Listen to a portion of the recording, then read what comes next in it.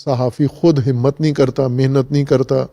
نہ میدانی تحقیق کرتا ہے، نہ کتابی تحقیق کرتا ہے، نہ کوئی اور جو تحقیق کے رائج اسلوب ہے انہیں فالو کرتا ہے، صرف دوسرے میڈیا سے مطلب چرا کے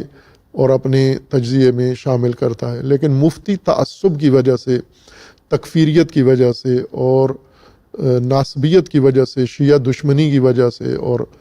اہل البیت سے بغض رکھنے کی وجہ سے ہمیشہ الٹی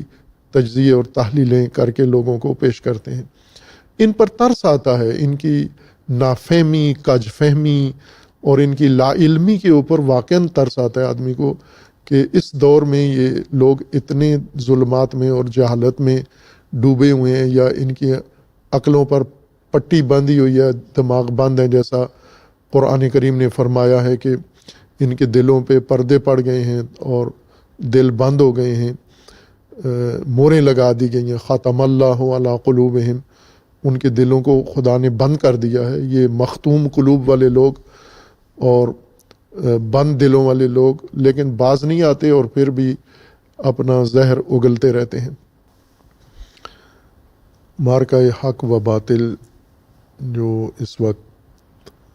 حالت وقوع میں ہے ایران و امریکہ کے درمیان جنگ کی صورت میں،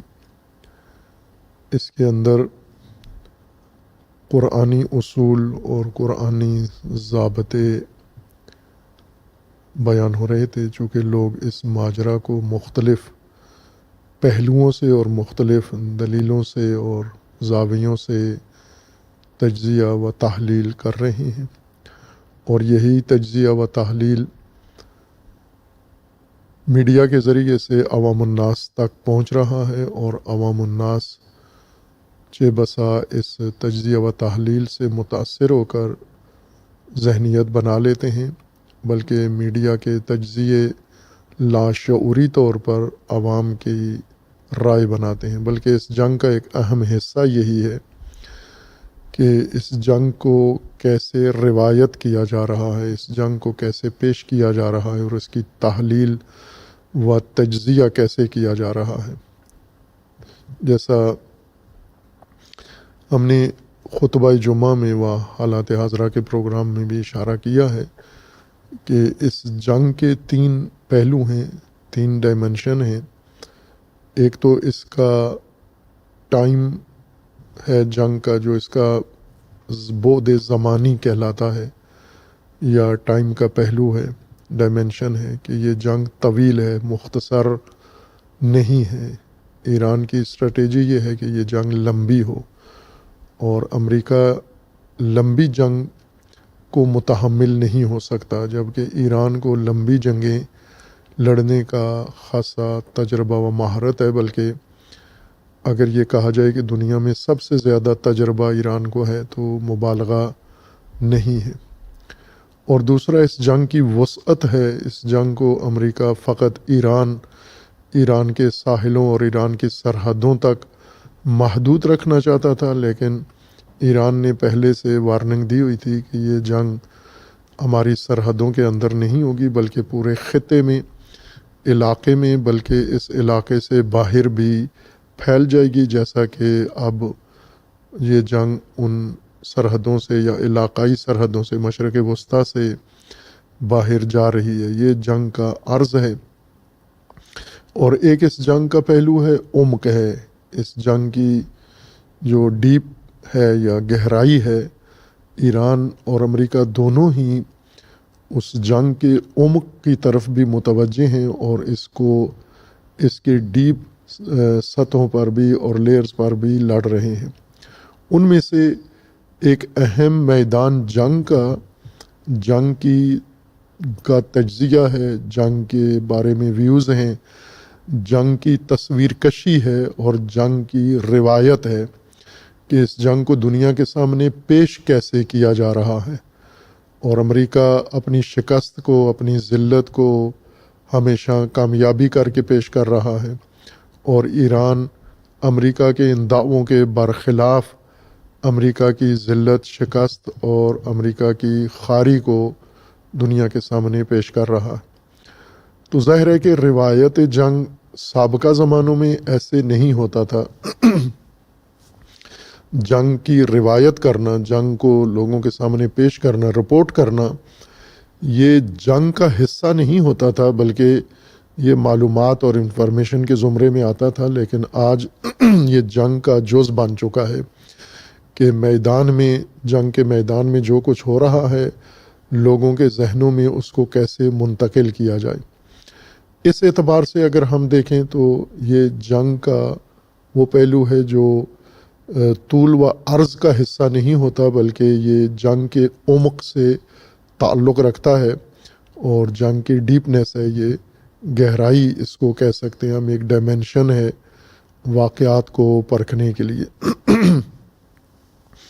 ظاہر ہے اس جنگ میں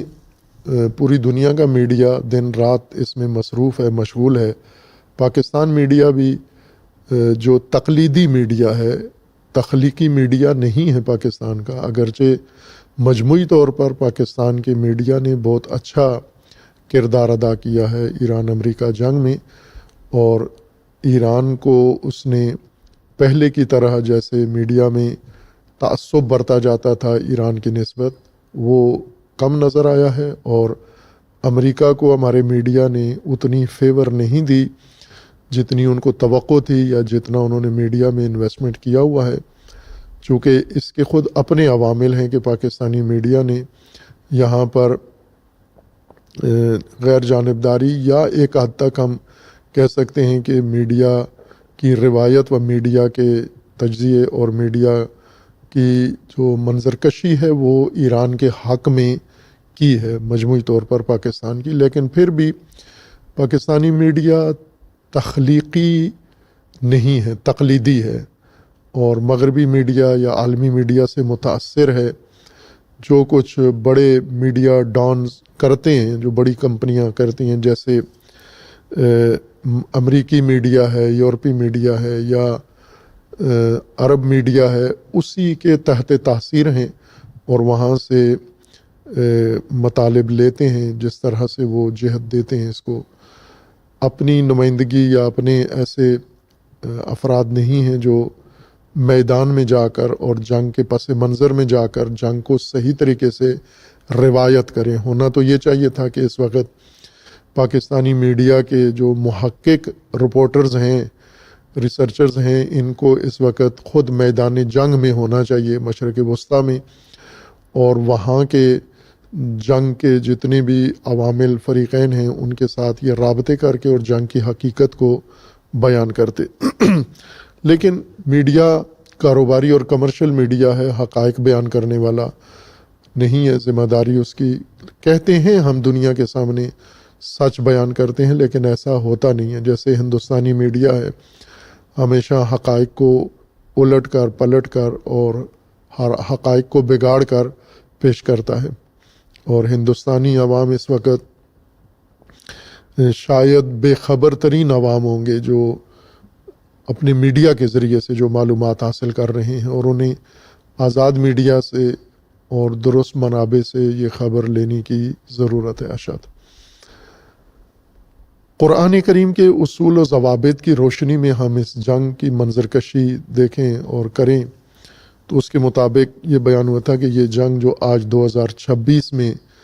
جولائی کے اختتام پر اور اگست کے آغاز میں جاری ہے، یہ جنگ آج شروع نہیں ہوئی ہے، بلکہ یہ جنگ 1979 میں شروع ہو گئی تھی، جب ایران میں انقلاب اسلامی وقوع پذیر ہوا، اور اس جنگ کی جڑیں وہیں پر تھی۔ وہی جنگ ابھی تک جاری ہے۔ اسی وقت انقلاب کے دوسرے دن انقلاب کے خلاف اور ایران کے خلاف جنگ شروع ہو گئی تھی۔ انقلاب سے پہلے تک ایران کے ساتھ کسی کو کوئی مخاصمت نہیں تھی، خصوصاً امریکہ کو، یورپ کو، اسرائیل کو، بلکہ دوستی تھی۔ لیکن انقلاب کے بعد جب اسلامی نظام قائم ہوا تو یہ دشمنی شروع ہو گئی۔ اس دشمنی کے اسباب ظاہر ہے کہ انقلاب نے ہی فراہم کیے، اور وہ اس کا انقلاب کا اسلامی ہونا، طاغوت ستیز ہونا، طاغوت شکن ہونا، اور قرآنی اصولوں پر نظام الہی کے قیام اور استکباریت و استعماریت کے خلاف ہونا، یہ وہ چیزیں تھیں جن سے خطے کے اندر موجود تمام ممالک عرب ملک بھی بوکھلا گئے، بوکھلاہٹ کا شکار ہوئے، اور امریکہ جیسی شیطانی طاقتیں، سوویت یونین، جبکہ یہ آپس میں دشمن تھے لیکن دونوں مل کر انقلاب اسلامی کے بھی دشمن ہوئے، چونکہ انقلاب اسلامی کے اصولوں میں سے قرآنی رہنمائی کے نتیجے میں لا شرقیہ ولا غربیہ کا نعرہ جو انقلاب نے آغاز میں امام راحل کی قیادت میں اختیار کیا تھا، وہ نعرہ آخر تک آج تک قائم ہے، اور اس وجہ سے شرق و غرب دونوں ہی انقلاب کے دشمن ہوئے اور انہوں نے فوراً دشمنی کا آغاز کیا۔ پہلے قدم کے طور پر انہوں نے صدام کو عراق میں جو ان کا اپنا مہرہ تھا اسے تیار کیا عرب ملکوں کے تعاون سے، مدد سے، پیسے سے، اور اسرائیل امریکہ کی پشتبانی سے، سوویت یونین، فرانس، یورپ کی پشتبانی سے بھرپور طریقے سے انہوں نے صدام کو مسلح کیا، اس کو اس وقت کی ٹیکنالوجی کے مطابق نہایت ماڈرن اسلحہ اس کو دیا، اور ایران اس وقت انقلاب کی وجہ سے کمزور تھا، دفاعی لحاظ سے خصوصاً بہت کمزور تھا، اور وہاں پر انہوں نے ایران کے اوپر جنگ ٹھونس دی، اور ایران نے وہ جنگ دلیری کے ساتھ لڑی، مقابلہ کیا اور اس جنگ میں کامیابی حاصل کی۔ یعنی اس میں کامیابی یہ نہیں تھی کہ عراق پر قبضہ کر لیتے، چونکہ ایران کا مقصد انقلاب بچانا تھا، جو بچا لیا، ایران بچانا تھا، بچا لیا، اپنا نظام بچانا تھا، جس کا دعویٰ صدام نے کیا تھا کہ میں 1 یا 2 دنوں میں تہران پہ قبضہ کر لوں گا، وہ نہیں ہونے دیا، اور 8 سال تک یہ جنگ جاری رہی، جس کے اندر متعدد ممالک نے شمولیت اختیار کی، اور پھر یہ دشمنی آگے بڑھتی گئی، اور دشمنی کی وجہ یہ تھی کہ امام کے جو انقلاب کے اصول تھے وہ ساری دنیا اس سے بوکھلائی ہوئی تھی، احساس خطر کر رہی تھی کہ اب یہ انقلاب دنیا میں پھیلے گا، چونکہ انقلاب کی ذات میں ہوتا ہے پھیلاؤ، انقلاب سرحدوں کے اندر روکنے سے بھی نہیں رکتا۔ ایرانی قیادت نے، رفسنجانی صاحب کا ایک نظریہ یا گروہ تھا ایران کے اندر، انقلابی لوگ تھے جو آج اصلاح پسند کہلاتے ہیں یا لیبرل کہلاتے ہیں، اور پہلے ان کی اور شاخیں تھیں، یہ سارے ایران کی سرحدوں کے اندر انقلاب کو قابو رکھنے کے لیے کوشاں تھے، لیکن انقلاب کی ذات میں سرحدوں کے اندر پابند رہنا، محبوس رہنا شامل نہیں ہے۔ لہٰذا انہیں خطرہ محسوس ہوا، اور انہوں نے اسی وقت انقلاب کو ختم کرنے کے لیے، نظام ولایت فقیہ کو سرنگون کرنے کے لیے اپنی ایڑی چوٹی کا زور لگایا، جس میں ناکام رہے، اور پھر اس کے بعد ہر روز ایک فتنہ ملک کے اندر کھڑا کیا، ملک سے باہر کھڑا کیا، اور پھر سب نے مل کر دہشت گرد پیدا کیے اور ایران کے اندر دہشت گردی کو فروغ دیا۔ مجاہدین خلق جیسے سفاک تنظیموں کو یورپ نے اور عربوں نے اور صدام نے اور اسرائیل نے مل کر انقلاب کے خلاف تیار کیا اور متعدد اقدامات کیے۔ یہ ایک اہم تاریخ ہے اس دور کی، اور اس سے آج کی نسل کو آگاہ ہونا ضروری ہے۔ محض میڈیا پر انحصار کر کے انسان آنکھیں بند نہ کرے۔ میں ابھی دیکھتا ہوں بعض صحافی جنگ ایران امریکہ جنگ کے بارے میں تبصرے کرتے ہیں، اور مجھے ان کے کالم یا ان کی آراء پڑھ کے بہت ہی ان کے اوپر رحم آتا ہے کہ یہ کتنے مسکین اور کتنے عاجز و لا علم صحافی ہیں، جنہیں انقلاب کے بارے میں معمولی سی معلومات بھی نہیں ہیں، یا بعض مفتی ہیں۔ البتہ مفتی اور صحافی میں یہ فرق ہوتا ہے کہ صحافی لا علمی کی وجہ سے، چونکہ تقلیدی میڈیا ہے، تقلیدی میڈیا میں صحافی خود ہمت نہیں کرتا، محنت نہیں کرتا، نہ میدانی تحقیق کرتا ہے، نہ کتابی تحقیق کرتا ہے، نہ کوئی اور جو تحقیق کے رائج اسلوب ہے انہیں فالو کرتا ہے، صرف دوسرے میڈیا سے مطلب چرا کے اور اپنے تجزیے میں شامل کرتا ہے۔ لیکن مفتی تعصب کی وجہ سے، تکفیریت کی وجہ سے اور ناسبیت کی وجہ سے، شیعہ دشمنی کی وجہ سے اور اہل البیت سے بغض رکھنے کی وجہ سے ہمیشہ الٹی تجزیے اور تحلیلیں کر کے لوگوں کو پیش کرتے ہیں۔ ان پر ترس آتا ہے، ان کی نافہمی، کج فہمی اور ان کی لا علمی کے اوپر واقعاً ترس آتا ہے آدمی کو کہ اس دور میں یہ لوگ اتنے ظلمات میں اور جہالت میں ڈوبے ہوئے ہیں، یا ان کی عقلوں پر پٹی باندھی ہوئی ہے، دماغ بند ہے، جیسا قرآن کریم نے فرمایا ہے کہ ان کے دلوں پہ پردے پڑ گئے ہیں اور دل بند ہو گئے ہیں، موریں لگا دی گئی ہیں، ختم اللہ علی قلوبہم، ان کے دلوں کو خدا نے بند کر دیا ہے۔ یہ مختوم قلوب والے لوگ اور بند دلوں والے لوگ لیکن باز نہیں آتے اور پھر بھی اپنا زہر اگلتے رہتے ہیں۔ حقیقت بیان کریں آپ، تاکہ آپ بھی زیر سوال نہ ہیں اور آپ غلط موڑ بھی لوگوں کو نہ دیں، غلط سمت میں تاریخ کو نہ موڑیں آپ۔ انقلاب اسلامی نے جو نظریہ اپنایا تھا وہ شروع میں انقلاب کا آغاز ہوا قیام للہ سے اور طاغوت سے تیزی سے، انکار طاغوت و کفر طاغوت سے انقلاب کا آغاز ہوا، چونکہ طاغوت کے ساتھ سمجھوتے کی قرآن اور دین اجازت نہیں دیتا۔ جنہوں نے کر لیا ہے وہ خود جواب دیں گے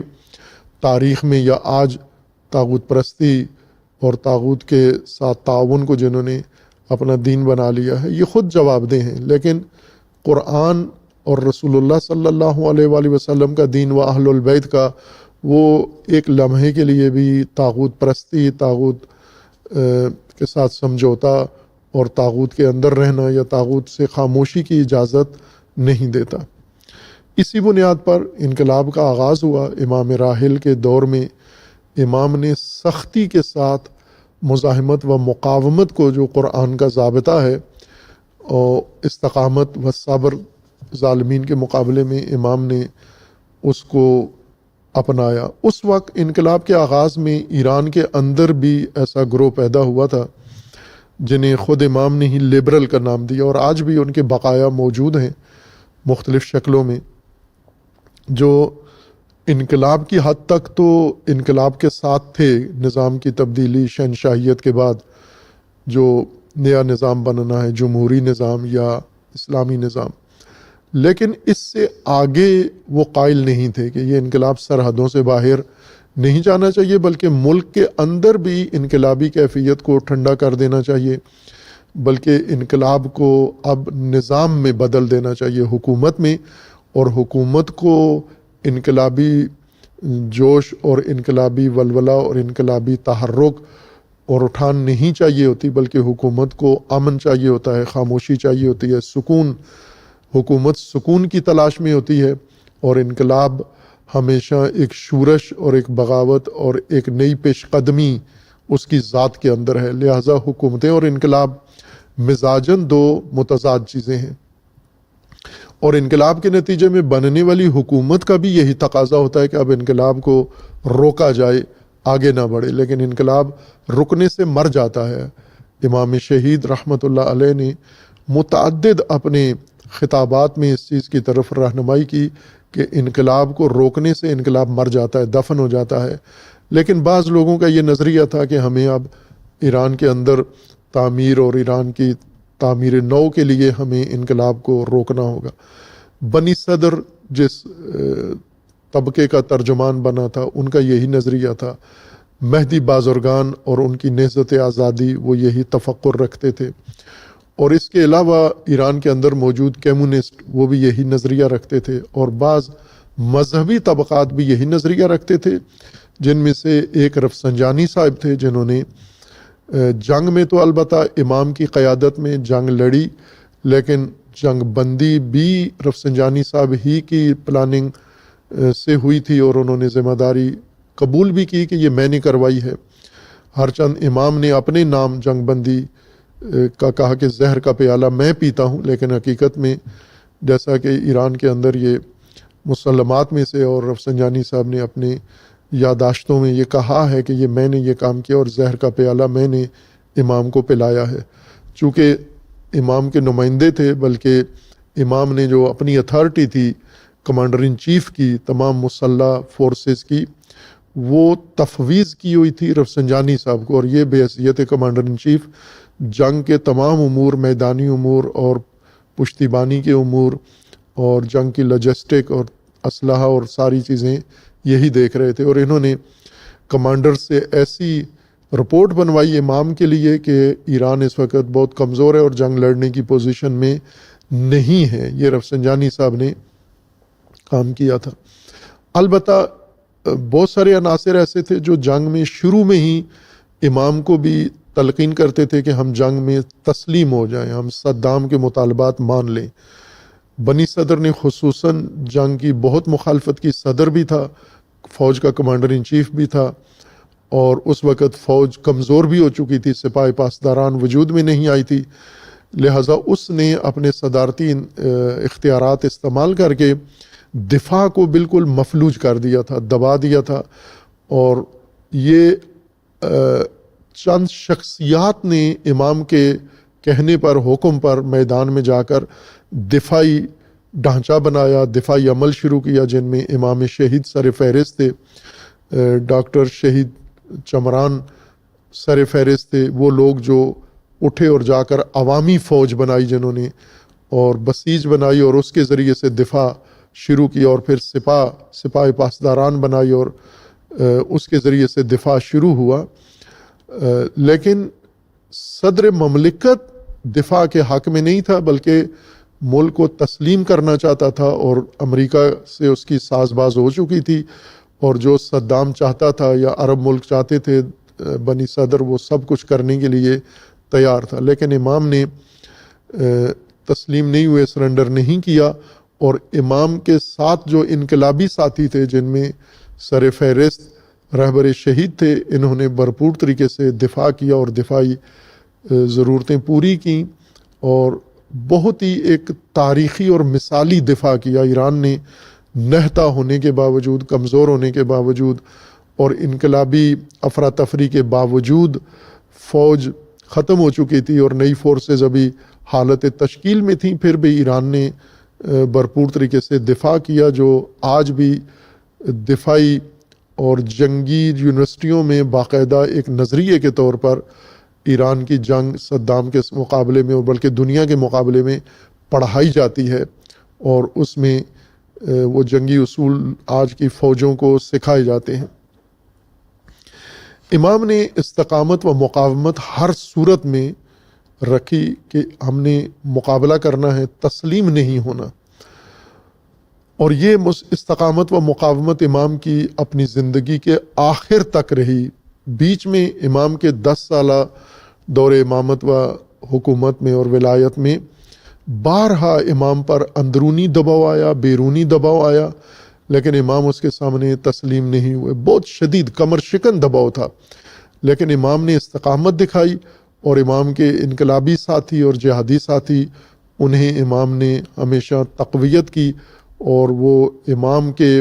اس عزم کی بنیاد پر میدان میں ڈٹے رہے، اور آخرکار یہ جنگ ختم بھی ہو گئی، ناگوار حالات میں ختم ہوئی، یعنی ایران نہیں چاہتا تھا جنگ ختم ہو، امام نہیں چاہتے تھے، لیکن میدانی لوگوں نے، رفسنجانی صاحب نے اور سیاستدانوں نے مل کے یہ ماحول بنایا۔ یعنی وہ صورتحال نہیں تھی اس طرح جس طرح امام کو دکھائی گئی، لیکن چونکہ جنگی کمانڈرز نے بھی یہی رپورٹ پیش کی تھی، اور رفسنجانی صاحب جو کمانڈر ان چیف کے عہدے میں نائب تھے امام کے، انہوں نے بھی یہی رپورٹ پیش کی۔ اور پھر اس کے بعد امام کے دور کے بعد، امام کے دور میں ہی جنگ بند ہو گئی، اور جنگ کے بعد کی تیاریاں شروع ہو گئیں، اور جنگ کے بعد امام کی رحلت بھی ہو گئی، اور وہاں پر جو بہت بڑا ایک امتحان انقلاب کو دینا پڑا اور پیش آیا، آزمائشی مرحلہ قیادت کی تبدیلی تھی، یا جانشینی تھی، یا خلافت جس کو کہیں ہم، کہ امام کے خلف و خلیفہ امام شہید کو رہبری کے لیے چنا گیا، اور انہیں بہت شدید مشکلات اور دشواریاں درپیش تھیں امام شہید کو، چونکہ ان کے لیے قیادت کے لیے فضا ہموار نہیں تھی ایران کے اندر۔ امام کی زندگی میں جس شخصیت کے لیے فضا بنائی گئی تھی، انہوں نے دھوکہ دیا، انہوں نے امام کے اعتماد کو ختم کر دیا، اور قوم کے اعتماد کو بھی، اور انہیں معزول کر دیا گیا۔ منتظری صاحب جو تھے تو انقلابی عالم تھے، اور بڑی نمایاں خصوصیات و خدمات بھی تھیں ان کی، لیکن جس منصب کے لیے ان کو چنا گیا تھا اس کے لیے وہ لائق اس کے نہیں تھے، اور آخرکار امام نے ان کی بعض غلطیوں کی وجہ سے اور خامیوں کی وجہ سے، کمزوریوں کی وجہ سے انہیں معزول کر دیا، اور عوام نے بھی ان کی مخالفت کر دی۔ اب آغا منتظری کے بعد اور امام کے بعد کوئی واضح نمایاں شخصیت قیادت کے لیے مسلم نہیں تھی، کسی کی طرف نگاہ نہیں تھی۔ اور اس وقت جو دلچسپ چیز تھی وہ یہ کہ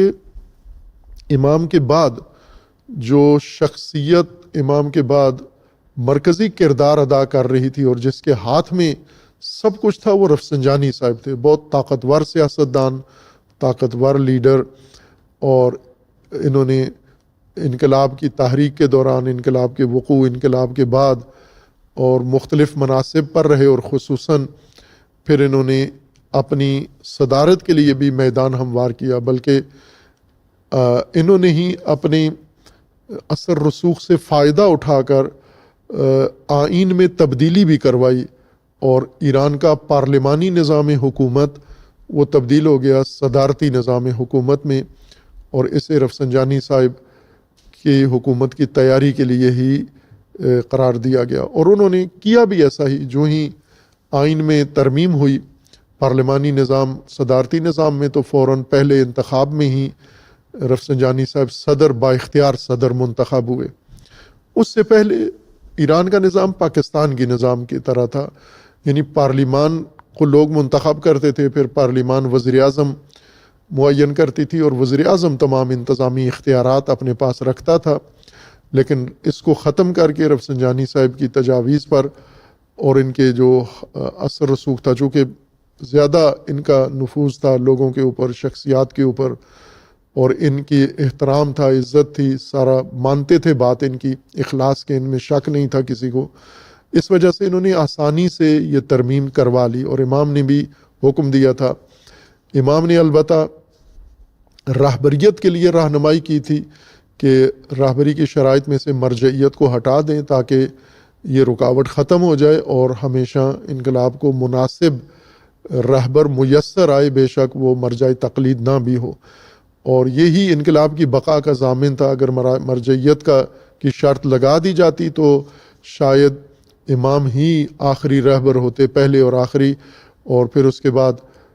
انقلاب کا خاتمہ ہو جاتا۔ لیکن اللہ کی تدبیر یہ تھی کہ یہ شروع میں جو شرط مرجعیت کی رکھ دی گئی تھی وہ رہبریت کی شرط سے اٹھا لی گئی اور رہبر شہید کو چنا گیا۔